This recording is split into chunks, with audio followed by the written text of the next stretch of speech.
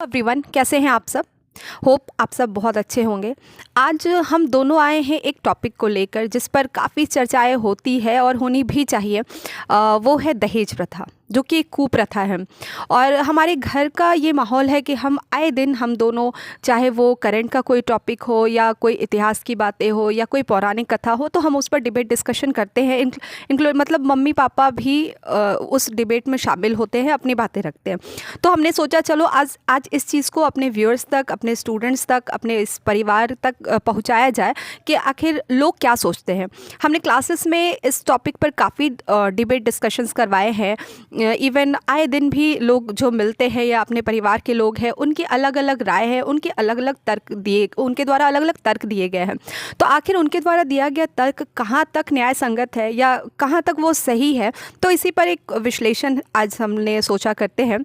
और मैंने मतलब एक सर्वे करके, लोगों से बातें करके, उनकी बातों का जो की पॉइंट था मैंने नोट डाउन किया, और उसी का वो एक सवाल की तरह मैं यहाँ पर आपके सर के सामने, नीरज सर के सामने रखूँगी, और ये उसको विश्लेषित करेंगे कि आखिर वो कहाँ तक, कुछ लड़के वाले हैं कुछ लड़की वाले हैं, उन दोनों की बातें हैं, तो वो कहाँ तक सही है। तो चलिए इस पर जानते हैं। और उसको, इस विश्लेषण को शुरू करने से पहले मैं यहाँ पर ये पूछना चाहती हूँ कि तुम ये बताओ कि जो दहेज प्रथा है उससे समाज को या हमारे देश के विकास में कितनी बड़ी वो एक बाधा है, या फिर उससे क्या क्या समस्याएं उत्पन्न हो सकती है। तो ज़रा इस पर डिस्कशन कर ले, फिर हम लोग अपने पॉइंट्स को यहाँ पर डिस्कशन करेंगे। जी, आप सभी को नमस्कार, आदाब, सत श्री अकाल। और ये पहल हम लोग स्टार्ट किए हैं क्योंकि हम लोग घर में डिस्कशन करते ही थे, तो हम लोग सोचे क्यों ना अपने स्टूडेंट्स को, अपने व्यूअर्स को ये चीज़ सुनाया जाए। तो बिल्कुल तुम्हारा जो सवाल है कि दहेज प्रथा समाज पर क्या इम्पैक्ट डालता है, तो इस पर मैं एक चीज़ तो ये बोलना चाहूँगा कि दहेज प्रथा जो है उस पर एक्ट बना है 1961 में, लेकिन ये एक सोशल इशू है, और सोशल इशू को आप एक्ट के माध्यम से 100% ख़त्म नहीं कर सकते। हाँ, ज़रूर कुछ मदद मिलता है, लेकिन 100% ख़त्म नहीं कर सकते। पहला चीज़ क्या है कि प्रत्यक्ष और अप्रत्यक्ष दोनों रूप से इसमें समस्या आपको देखने को मिलता है। प्रत्यक्ष समस्या क्या होता है कि डायरेक्ट लड़की वाले के, आप कह सकते हैं कि उनकी आर्थिक स्थिति में बहुत कमी आ जाती, और मैं इसको डिटेल में आगे विश्लेषण करूँगा। अप्रत्यक्ष समस्या से बहुत ज़्यादा जुड़ा है, और आपने देश की बात की थी तो इसलिए मैं इसमें जोड़ूंगा कि देश में या देश के आर्थिक विकास में, डेवलपमेंट में क्या प्रभाव पड़ता है दहेज का, वो भी बड़ा मायने रखता है। जैसे एक लड़की है, एक लड़की की शादी होती है, उसके जो पेरेंट्स हैं वो बचपन से सोचते हैं कि उसके लिए हम पैसा जमा करके रखें। अब उनके सामने समस्या क्या है, खास करके मैं मिडिल क्लास और लोअर मिडिल क्लास का बात करूँ, क्योंकि इंडियन सोसाइटी में 90% वही लोग हैं। तो मैं हायर क्लास का यहाँ पे बात नहीं कर रहा हूँ, मैं मिडिल और लोअर मिडिल क्लास का बात कर रहा हूँ, या फिर लोअर क्लास भी आप बोल सकते हो, है ना। लोअर क्लास बोलो, लोअर मिडिल क्लास बोलो, और मिडिल क्लास का मैं बात कर रहा हूँ, तो 3 क्लास को मैं यहाँ पे रख के चल रहा हूँ। तो उनके सामने समस्या ये आती है कि जो पैसा वो दहेज के लिए बचपन से ही उस बच्ची के लिए रख रहे हैं, अब उनको ये समझ नहीं आता कि इस पैसे, मेरे पास जो इनकम आता है या फिर मैं जो सरप्लस इनकम को अपने बेटी के लिए जमा कर रहा हूँ, ये पैसा मैं दहेज में दूँ या फिर उनके शिक्षा में लगाऊँ। और बहुत सारे पेरेंट्स ये चीज़ नहीं कर पाते। उनका मानना होता है कि जितना बेसिक शिक्षा है वो ग्रहण वो कर लेती है, और जो कुछ अगर वो टेक्निकल डिग्री लेना चाहती है, उनमें वो क्षमता है, उनमें वो एप्टीट्यूड है कि वो और बेहतर करे, तो वो इसलिए नहीं कर पाती है क्योंकि उनके पास पैसा नहीं है, क्योंकि पैसा जो है वो उनके दहेज के लिए रख दिया गया। मतलब अब बेसिक डिग्री उनको दिया जाता है। बिल्कुल बिल्कुल बिल्कुल। तो उनको ये बता दिया जाता है कि तुम्हारे पास तुम एक ग्रेजुएशन कर लो या बीएड कर लो, मतलब सिंपल सा डिग्री उसके पास रख दिया जाता है। और दूसरा चीज़ क्या है कि क्योंकि उनके पेरेंट्स ये मानते हैं कि अगर हम इसकी शिक्षा में पैसा खर्च करेंगे फिर दहेज का पैसा कहाँ से लाएंगे, तो एक बड़ा समस्या ये आ जाता है। तो लोग क्या करते हैं कि पैसे को अलग से रख देते हैं दहेज के लिए। अगर दहेज प्रथा समाप्त हो जाता है तो आप देख लीजिए 2011 का सेंसस उठाओ, आपको पता चलेगा मेल और फीमेल के लिटरेसी रेट में कितना अंतर है। बहुत अंतर, अच्छा खासा अंतर है। तो एक तो हमारा लिटरेसी रेट फीमेल का बहुत ज़्यादा कम है, तो आपको एक फ़ायदा ये होगा दहेज प्रथा हटने से कि लिटरेसी रेट बढ़ेगा, और लिटरेसी रेट बढ़ेगा तो ऑटोमेटिकली देश का डेवलपमेंट होगा, क्योंकि कोई भी देश जो होता है वो किसी एक वर्ग को आप साइड करके विकास नहीं कर सकते, चाहे वो पुरुष हो चाहे वो महिला हो, आपको दोनों को साथ में लेकर के चलना पड़ेगा। तो एक तो ये चीज़। दूसरा चीज़ क्या है कि भ्रूण हत्या का बहुत ज़्यादा केस आप लोगों को देखने को मिल रहा था। इस पर तो एक्ट बना हुआ, कानून बनाया हुआ, ये अपराध है, लेकिन अपराध मैंने क्या बोला कि सोशल इशू जो होता है उस पर कानून से रोकना बड़ा मुश्किल होता है। तो भ्रूण हत्या। दूसरा चीज़, अगर बेटी हो गई तो भेदभाव, आपको डिस्क्रिमिनेशन देखने को बहुत ज़्यादा मिलेगा। कहीं ना कहीं इसका एक दहेज कारण है, और कहीं ना कहीं मैं मानता हूँ कि दहेज की वजह से करप्शन भी बढ़ता है। करप्शन कैसे बढ़ता है कि एक बाप जो है वो चाहता है कि हम अपनी बेटी को एक अच्छा घर दे, और अच्छा घर देने के लिए उसको 25 लाख 30 लाख 50 लाख उसको रुपये खर्च करना पड़ेगा। और जब उसको रुपये खर्च करना पड़ेगा तो वो सोचेगा ये पैसा हम लाए कहाँ से। तो अगर वो सरकारी जॉब में तो वो करप्शन करेगा, वहाँ से पैसा लाने की कोशिश करेगा। अगर वो प्राइवेट सेक्टर में कर रहा है तो वहाँ पर चोरी करने की कोशिश करेगा। तो कहीं ना कहीं चोरी करप्शन को भी इसमें बढ़ावा देखने को मिलता है। तो ये सब समस्या है ना जो मैं समझता हूँ इसके लिए। तो हमने कई सारी समस्याओं को देखा एक समराइज फॉर्म में। तो चलिए, मैंने जैसा कि बताया कि कुछ सवाल था जिसको मैंने नोट डाउन करके रखा था, और ख़ास करके ये सवाल उनका है, कुछ लड़के वालों का है कि उनका अपना एक राय है कि भाई आप दहेज की बात करते हैं, लेकिन इसके एवज में भी ये मेरा सवाल है।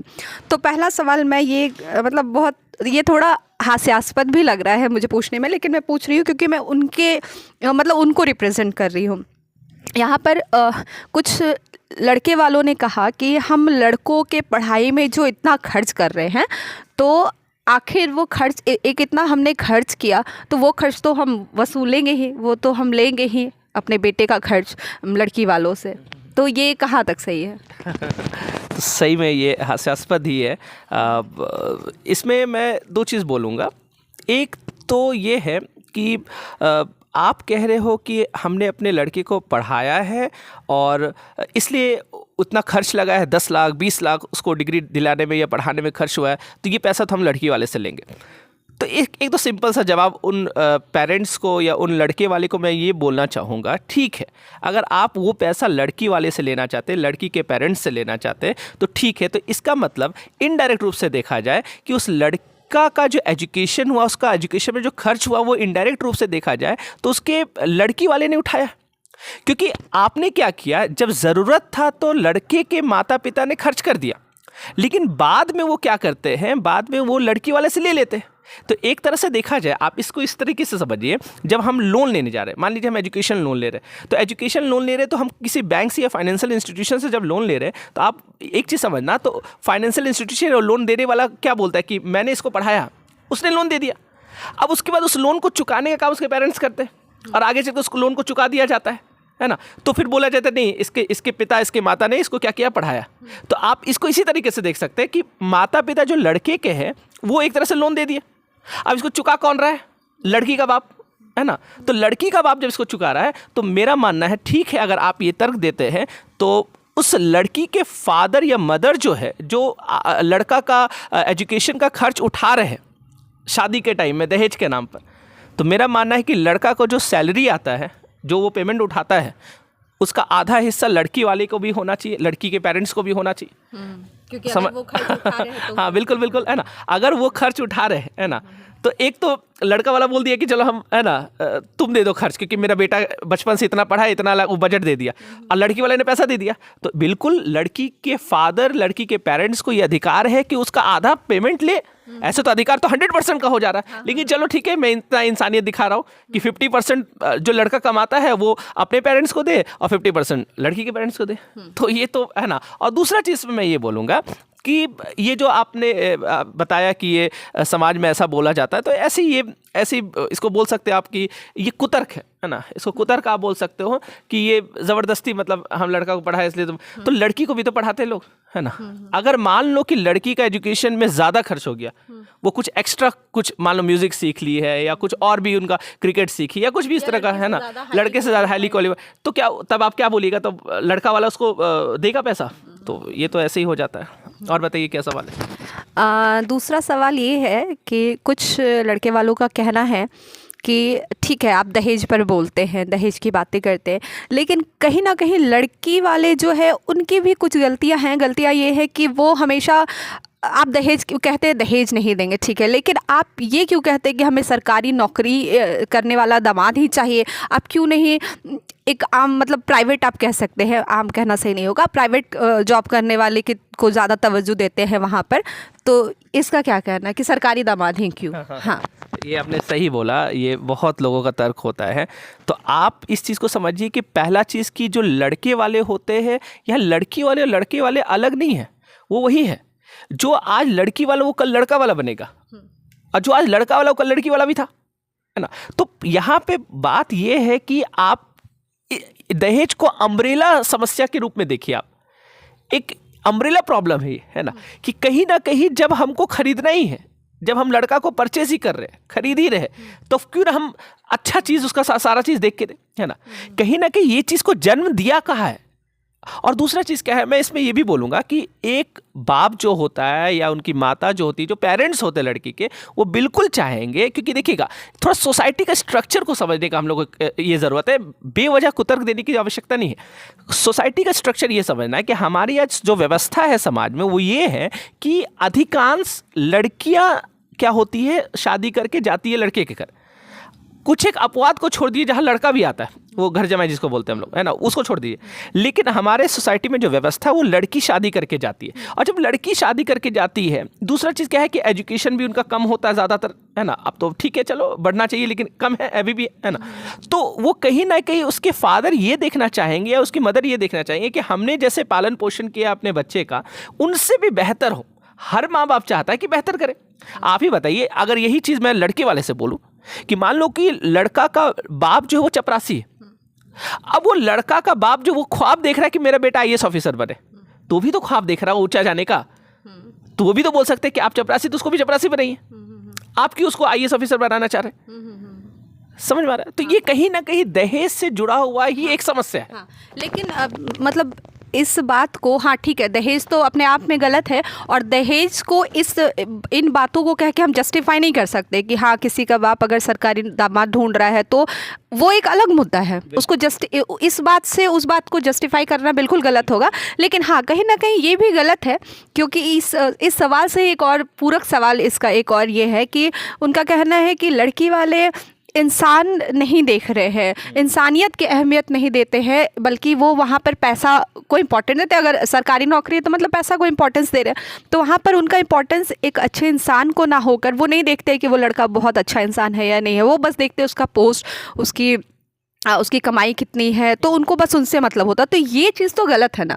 अगर दहेज गलत है ठीक है, लेकिन इस चीज़ से उसको जस्टिफाई नहीं कर सकते। लेकिन ये भी गलत है कि आप सिर्फ और सिर्फ सरकारी दामाद ढूंढ रहे, क्योंकि इनकम का जो सोर्स ऑफ इनकम है, ठीक है आपकी सोच है, थोड़ा हमारे सोसाइटी में ये है कि अरे सरकारी नौकरी मीन्स नौकरी, चाहे वो ग्रुप डी ही क्यों ना हो। यहाँ पर मैं किसी ग्रुप या किसी सरकारी के पोस्ट को नहीं ख़राब बोल रही हूँ, हर काम अपने आप में बहुत बेहतर और बहुत अच्छा है, लेकिन यहाँ पर लोग इसको कैटेगराइज कर देते हैं कि भाई ग्रुप डी भी अगर है और वो सरकारी नौकरी है तो वो फार बेटर है कोई भी एक अच्छे प्राइवेट सेक्टर में, हाँ एमएनसीज में काम कर रहा है या कुछ भी। तो ये चीज़ करना बंद कर दे जो लड़की के पेरेंट्स है, ये गलत है अपने आप में। इसमें मैं एक चीज़ बोलूँगा कि यहाँ पे संबंध होता है ना, लड़की और लड़के वाले के बीच में संबंध होता है, जहाँ पे रिलेशन बन रहा, संबंध बन रहा, सब मतलब बराबर होता, तो बराबर हम लोग होंगे तभी बंधन में बंधेंगे। तो जब हम लोग संबंध कर रहे हैं, तो यहाँ पे अगर हम लोग पैसे बीच में ला रहे हैं या प्रॉपर्टी को बीच में ला रहे हैं या कोई सिक्योरिटी को बीच में ला रहे हैं, तो समस्या यहाँ पे ये आ जाएगा कि वो संबंध नहीं बन जाएगा, वो व्यवसाय हो जाएगा। और हम लोग कहीं ना कहीं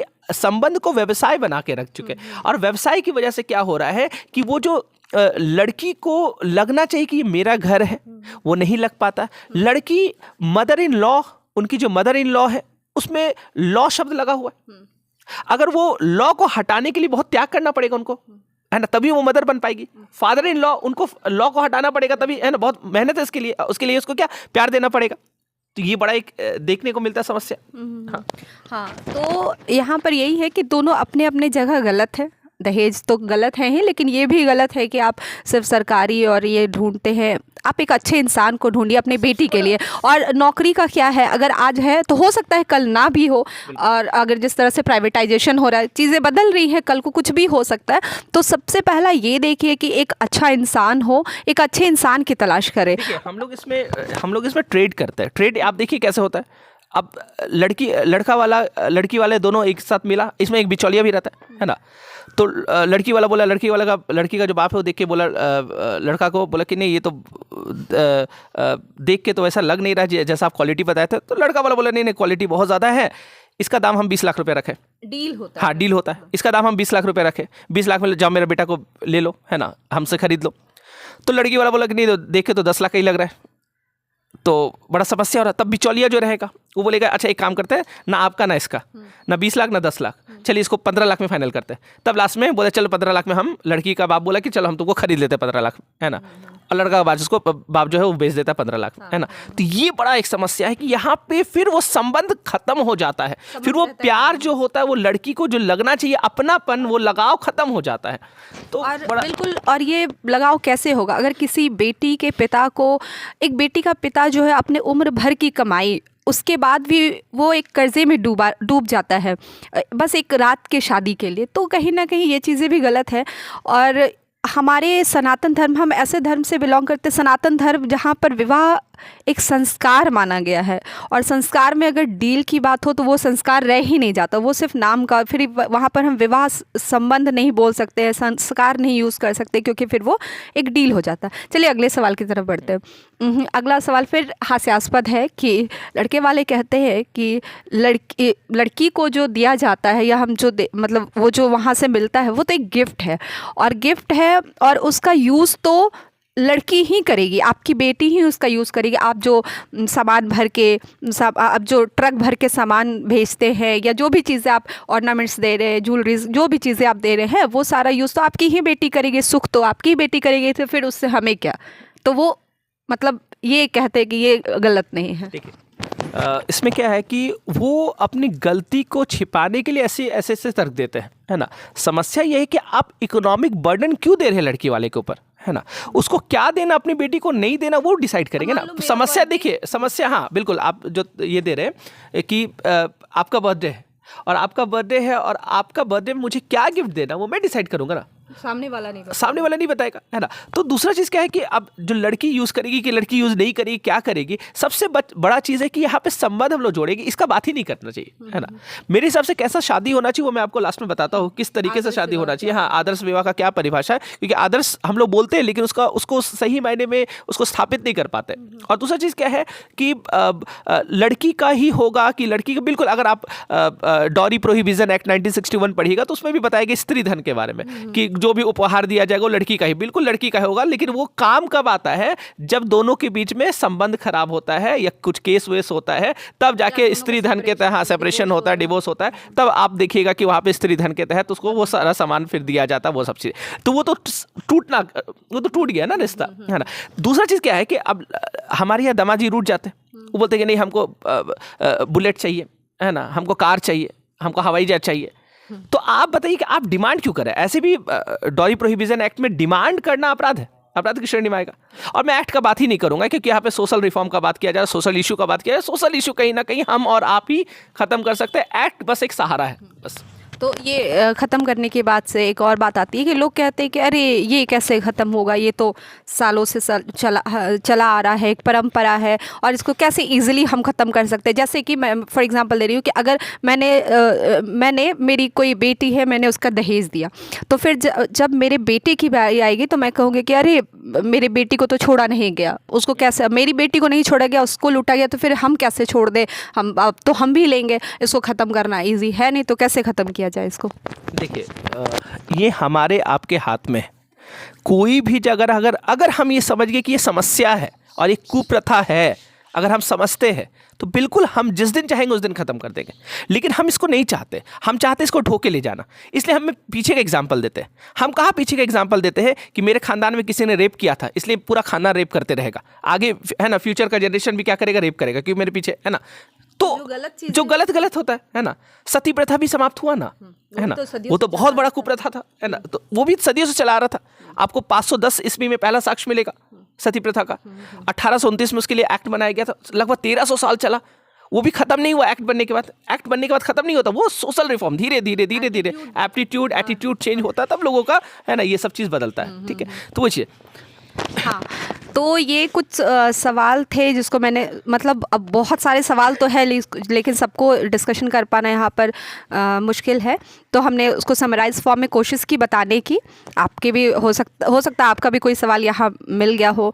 तो चलिए, इतनी सारी हमने बातें की, तो आपके सर जिनकी अभी शादी हुई है, अभी अभी न्यूली मैरिड है ये, और इनकी शादी हुई है, मैं थोड़ा बता दूँ, आदर्श विवाह, मतलब दहेज नहीं लिया गया, एक आदर्श विवाह किया गया है। और आदर्श विवाह को थोड़ा सा मैं यहाँ पर विश्लेषित कर देती हूँ, फिर सर के पास जाऊँगी। कि हमारे यहाँ आपने भी सुना होगा कि कई लोग का आदर्श विवाह होता है, लेकिन मैंने अभी तक के लाइफ में नहीं देखा, और ये मैं प्राउडली बता रही हूँ। ऐसा नहीं है कि ही इज़ माई ब्रदर और भाई है तो इसलिए मैं बोल रही हूँ कि नहीं, मैंने नहीं देखा है लिटरली। क्योंकि मैंने देखा है कि आदर्श विवाह का क्या, एक विवाह होता है कि भाई तुम पैसे दे दो, फिर मतलब लड़की वाले पैसे देते, गहने वहने बना के, फिर लड़का वाला वही चढ़ाता है, जितने पैसे दिए गए उस हिसाब से वो चढ़ाते हैं, जेवर गहना कपड़ा जो भी है। लेकिन और दूसरा आदर्श विवाह होता है कि लड़के वाले कहेंगे कि हमें कुछ नहीं चाहिए, हम बस हमें लड़की चाहिए और कुछ नहीं चाहिए, लेकिन लड़की चाहिए, लेकिन एक जैसे बोलते हैं कि जैसे अब लड़के वाले आएंगे बारात, अब वो आएंगे कैसे, उनका वो खर्च आप दीजिए। या फिर जो ज्वेलरीज़ है, तो लड़के वाले बोलेंगे अरे हम तो दहेज नहीं ले रहे, लेकिन हम ज्वेलरी कैसे देंगे, आप दीजिए। तो लड़की वाले ज्वेलरी बना के दे रहे हैं, लड़के वाले का आने जाने का खर्च दे रहे हैं कि भाई ये खर्च। या फिर एक हम लोग मिथिलांचल से बिलोंग करते हैं, तो वहाँ हम कहते हैं द्वार खर्च, ये वर्ड यूज़ किया जाता है, आपने सुना होगा शायद। कहते हैं द्वार खर्च तो लगेगा ही, अरे दहेज थोड़ी ले रहे, द्वार खर्च तो देना ही पड़ेगा। तो ऐसी चीज़ें हैं, छोटी छोटी चीज़ें, तो कहीं ना कहीं वो इनडायरेक्टली। और उसके बाद भी ये आदर्श विवाह हो, इसको आदर्श विवाह कहते हैं पता नहीं कैसे, उसके बाद भी जब एक लड़की ससुराल जाती है तो वहाँ पर लड़के वालों का ये एक्सपेक्टेशंस रहता है कि ये पूरा भर भर के चीज़ें लाए, हमारे घर को भरते रहे पैसों से, चीज़ों से। तो ये उनकी एक्सपेक्टेशंस रहती है। ननद का एक्सपेक्टेशन रहता है कि अरे हमने डिमांड नहीं किया तो मुझे तो 9 लाख हार मिलेगा। अरे तो मैं ऐसे लोगों से ये कहना चाहती हूँ कि लड़की जो ननद हो, सास हो, ससुर जो भी हो, आप अपने आप को वैसा बनाइए, उतना सक्षम बनाइए, या अपनी बेटियों को इतनी सक्षम बनाइए। वो किसी 9 लाख का हार की अगर उम्मीद रखे या वो पहनना चाहती, वो खुद के दम पर पहने, ना कि अपनी भाभी के आने पर उससे ये अपेक्षा रखे कि तुम्हारे बाप ने 9 लाख का हार नहीं दिया, या ये चीज़ें। तो चलिए इनकी शादी के बारे में थोड़ा समझते हैं कि कैसे इनकी शादी हुई, क्या सही में आदर्श विवाह वो था या फिर क्या था, उसको थोड़ा सा अच्छे से एलाबोरेट कर दे। मैं अब ज़्यादा समय नहीं लूँगा, काफ़ी समय हो गया। मैं ये बताना चाहता हूँ कि एक आदर्श विवाह कैसे होना चाहिए, एक कैसा विवाह होना चाहिए भारत जैसे समाज में, उसके बारे में मैं बताना चाहता हूँ। और जो मैं बता रहा हूँ वो कहीं ना कहीं मेरे से ही जुड़ा हुआ है ना, मैंने कैसा किया है वो चीज़ है ना। दूसरा चीज़, इसमें एक चीज़ मैं और जोड़ूंगा कि दहेज से आप देखिए कितना समस्या आ रहा। हम लोग रिश्ता नाता सब भूल गए। हम लोग लड़की ढूंढने भी जाते तो देखते अच्छा ये CBSE बोर्ड से कि ICSE बोर्ड से, उसको ये पहले बोला कि यहाँ नहीं लड़का का डिमांड है CBSE बोर्ड वाली लड़की। अब वो कुछ भी हो, वो डिसाइड वो नहीं कभी बोलते कि मुझे मेरे सोच वाली लड़की चाहिए, या उसका सोच कैसा है उसका। हम लोग डिग्री के आधार पर, किस बोर्ड से वो एजुकेशन ले रही है, उस आधार पर हम लोग क्या करते हैं, शादी करते हैं। देखिए आदर्श विवाह मेरे हिसाब से क्या होना चाहिए, पहला चीज़ की देखिए, जब विवाह करें, मैंने बताया कि इसमें ट्रेड नहीं होना चाहिए, बिजनेस नहीं होना चाहिए। विवाह में क्या होना चाहिए कि लड़का और लड़की वाले मिलकर आपस में मतलब ये कर ले कि कैसे हम लोग को ये विवाह करना। तो इसका सबसे अच्छा रास्ता क्या है मेरे हिसाब से, जो सबसे अच्छा रास्ता, क्योंकि मैं सबके हिसाब से नहीं बोलूँगा, मेरे हिसाब से जो सबसे अच्छा रास्ता मैं मानता हूँ वो ये है कि लड़की वाले अपना खर्च उठाए, लड़का वाला अपना खर्च उठाए। जैसे फॉर एग्जाम्पल लड़का वाला जब बाराती जाता है तो बाराती में वो स्कॉर्पियो से जाए कि बैलगाड़ी से जाए कि हवाई जहाज़ से जाए, उसका जितना क्षमता है वो उस हिसाब से जाए। उसको वो पैसा लड़की वाले से नहीं लेना चाहिए कि हम आपके घर आ रहे तुम ही पैसा दो, है ना। तो लड़की में बर्डन हम डालते रहते हैं। दूसरा चीज़ क्या है कि लड़के वाले को जब लड़की को ज्वेलरी देना है, अब उसको जितना औकात है दे। उसको लग रहा है कि एक भरी हमको देना सोना तो एक भरी दे, 10 भरी देना 10 भरी दे, नहीं देना है नहीं दे, है ना। जो बिल्कुल उनकी भी बहू। तो आप, मेरा मानना है कि अगर आप ना देना चाहे नहीं दीजिए, लेकिन मांग कर मत लीजिए, उससे अच्छा आप मत दीजिए। लेकिन आप लड़की के फादर को बोलते कि तुम पैसा दो 10 लाख रुपया, हम ये ज्वेलरी बनाएंगे इसके लिए। और हमारे समाज का सोच देखिए, गाँव वाले लोग बोलते भी है देखो कितना जेवर चढ़ाया है। उनको ये नहीं पता है कि वो लड़की वाला पैसा लेके, है ना, लड़की वाला का पैसा लेके वो पैसा, है ना, दहेज जेवर बना रहा है उसके लिए। तो आप खुद के पैसे से आप 1 लाख का बनाइए कि 50,000 का बनाइए कि 10 लाख का बनाइए, वो आपके ऊपर डिपेंड करता है। वो लड़का वाला का खर्च होना चाहिए मेरे हिसाब से। और जब लड़का वाला बाराती, क्योंकि हमारे सिस्टम में क्या होता है, लड़का वाला बाराती जाता है, तो जब वो बाराती जाता है तो वहाँ पे लड़की वाले उनका स्वागत करे, अतिथि देवो भव, जो हमारा परंपरा चलते आ रहा है, और बिल्कुल स्वागत होता ही है। वो खाना पीना खिलाए, उनका जो भी उनको जुटता है उस हिसाब से काम करे। और दूसरा, बिल्कुल बिल्कुल नहीं, जरूरी नहीं कि भव्य बनाना है ना, बिल्कुल बिल्कुल है ना। एक यूज होता है, एक मिस यूज होता है, तो हम लोग को मिस यूज नहीं करना। समस्या ये है कि लड़का वाला जो होता है वो जब लड़की वाले से पैसा लेता है, क्यों पैसा ले रहा है, बोला भाई हमको शर्ट वूट खरीदना है, और शर्ट खरीदने के लिए, ब्लेजर खरीदने के लिए वो ब्रांडेड शोरूम में घुसेगा, जिंदगी भर फुटपाथ का पहना। लेकिन जब लड़की वाला से पैसा लेता है तो फिर वो ब्रांडेड शोरूम में घुसता है और बोलता है कि भाई शर्ट दिखाओ। तो शर्ट जब दिखा तो बोले कितना का, बोले 5,000 का, बोले बस इतना ही, इतना सस्ता। क्योंकि वो उसको समझ नहीं आता है कि हम तो एक यहाँ पे यूज़ नहीं, वो मिस यूज़ कर रहा। पटाखा लेके 50,000 का पटाखा जला दिया, लड़की का बाप के सामने जला रहा है, पैसा उसके घर के पास पहुँच के बाराती पटाखा जला रहा है, बोले देखो तुम्हारा ही भी है पैसा, तुम्हारे सामने तुम्हारा पैसा जला रहा है। तो मेरे हिसाब से क्या होना चाहिए कि लड़का वाला अपना खर्च उठाए। और तीसरा चीज़ क्या है कि जब शादी हो जाए तो लड़का वाला ये नहीं डिमांड करे कि हमको फर्नीचर चाहिए, हमको फ्रिज चाहिए, हमको एसी चाहिए। वो मुझे बड़ा अजीब लगता है, वो सही नहीं होता है। लड़की बस अपना गिफ्ट लेकर जाए, जो हमारे यहाँ चलता था परंपरा, है ना। वैदिक काल में अगर आप पढ़िएगा तो आप ऋग्वेद में वहतु शब्द आपको मिलेगा। वहतु का मतलब होता है लड़की की ज़रूरत की चीज़ उनको दे दिया जाता था। उनका साड़ी हो गया या उनको जो चीज़ का नीड है वो उसको दे दिया जाता था कि तुम जाओ, नया नया किससे कहा मांगेगी, लो इसको इतना, है ना, दिन के लिए तुम अपना यूज़ करना। तो ये होना चाहिए। तो लड़की जब विदा हो तो उसके साथ फर्नीचर, एसी और ये सब चीज़ कोई मतलब नहीं बनता। तो मैंने जो विवाह किया है तो बिल्कुल मैंने इसी तरीके से विवाह किया है कि जिसमें मैंने ना ही कोई 1 रुपये का डिमांड किया है, ना ही मैंने ज्वेलरी लड़की वाले से लिया है, ना ही मैंने बाराती आने जाने का खर्च जो है वो लड़की वाले से लिया, और ना ही, हाँ, मैंने ये भी पहले ही बता दिया था कि ये नहीं कि आप मुझे मैं प्रणाम करूँ तो उसी के बाद 1 लाख का चेक काट के दे दे, नहीं, बिल्कुल नहीं। तो जो भी चीज़ होता है, ना ही मैं इसके पक्षधर था कभी कि जब मैं लड़की को लेकर आऊँ यहाँ पे तो उसके साथ 1 ट्रक सामान आना चाहिए, वो मुझे बिल्कुल पसंद नहीं आता।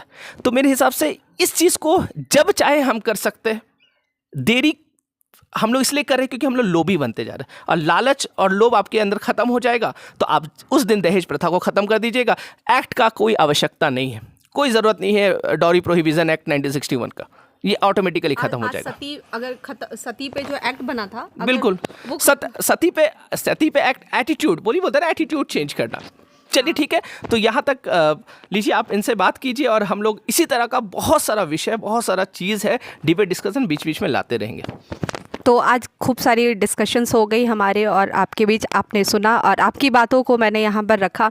एक छोटा सा किस्सा जाते जाते, अभी वहतु गिफ्ट्स की बात की गई, या फिर अभी जो बात की गई कि सामान लड़कियाँ आती है तो उसके साथ 2 ट्रक सामान आता है, और ये मतलब लोगों को दिखाने के लिए समाज को। मैं छोटा सा किस्सा यहाँ पर शेयर करूँगी कि भाई के शादी से पहले पापा ने कुछ चीज़ें नहीं ली, जैसे दीवान या कुछ बेसिक चीज़ें ली। अब बहुत लोगों को ये भी लग रहा होगा अरे दहेज मिला होगा इसलिए नई नई चीज़ें ले रही है। तो फिर कुछ आंटीज़ या कुछ लोग आए, तो वो देखने आए, मैं यहाँ पे नाम तो किसी का नहीं लूँगी, देखने आए तो कुछ महिलाएं, मतलब ये और विडम्बनीय और दुखद बात है कि कुछ महिलाएं आई और उन्होंने देखा तो वो कहती कि अरे अभी क्यों ले लिया आप लोगों ने, तो क्यों भाई क्या गलती हो गई, तो नहीं अभी लड़की आएगी तो उसका बाप भेजेगा ही, ये लैंग्वेज था, उसका बाप तो सब कुछ भेजेगा ही घर में रह के, घर के लिए सारी चीज़ें। तो ये बड़ा दुखद लगता है। तो इन चीज़ों को, ये समाज का स्टेटस मत बनाइए, इसको, इन चीज़ों को ख़त्म करने की कोशिश कीजिए। चलिए, धन्यवाद।